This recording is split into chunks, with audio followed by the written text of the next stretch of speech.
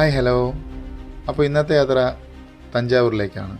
തഞ്ചാവൂരിലെ അതിപുരാതനമായ ശ്രീ രാജരാജേശ്വരം ക്ഷേത്രത്തിലേക്കാണ് ഇന്നത്തെ യാത്ര.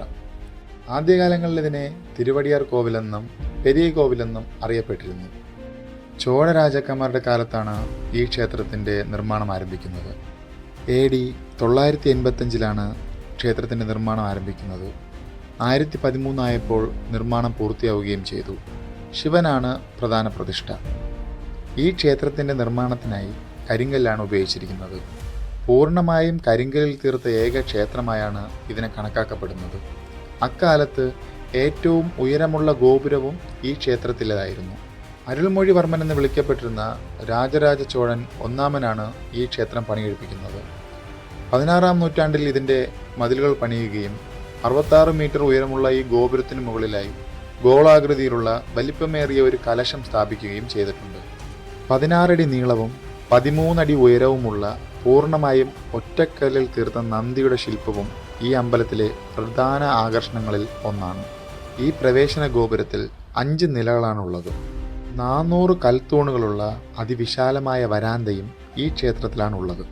ഈ പുരാതന ക്ഷേത്രം രൂപകൽപ്പന ചെയ്തതും നിർമ്മിച്ചതും കൂഞ്ചിറമല്ലൻ പെരുന്തച്ചൻ എന്ന ശില്പിയാണ്.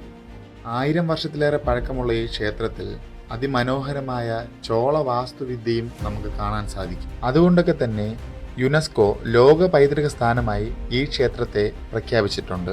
രാജരാജ ചോഴൻ്റെ 25-ാം ഭരണവർഷത്തിലെ 1275 ദിവസമാണ് ക്ഷേത്രത്തിൻ്റെ നിർമ്മാണം പൂർത്തിയാവുന്നത്. ഈ ക്ഷേത്രത്തിൻ്റെ നിർമ്മാണത്തിനായി ആകെ മൊത്തം 1.3 ലക്ഷം ടൺ കരിങ്കല്ലുകളാണ് ഉപയോഗിച്ചിരിക്കുന്നത്. പ്രധാനമായും 2 ഗോപുര കവാടങ്ങളാണ് ഉള്ളത്. അതിൽ ആദ്യത്തെ കവാടത്തിൻ്റെ പേര് കേരളാന്തകൻ തിരുവയിൽ എന്നാണ്. അതെ, ആ പേരിലുള്ളതുപോലെ തന്നെ കേരളവുമായി ഈ പേരിനൊരു ബന്ധമുണ്ട്.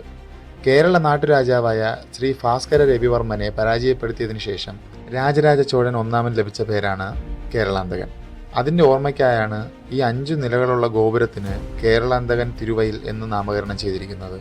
അതിമനോഹരമായ നിരവധി ശില്പങ്ങളാണ് ഈ ഗോപുരത്തിൽ അടങ്ങിയിട്ടുള്ളത്. അതുകൊണ്ട് തന്നെ ഇതിൻ്റെ ഭംഗി നമുക്കൊരിക്കലും പറഞ്ഞറിയിക്കാൻ പറ്റില്ല. പോരാത്തതിന് ഈ ഗോപുരത്തിൽ തന്നെ ദക്ഷിണാമൂർത്തിയുടെയും ബ്രഹ്മാവിൻ്റെയും പ്രതിഷ്ഠകളുമുണ്ട്. രണ്ടാമത്തെ ഗോപുരത്തിൻ്റെ പേര് രാജരാജൻ തിരുവയിലെന്നാണ്.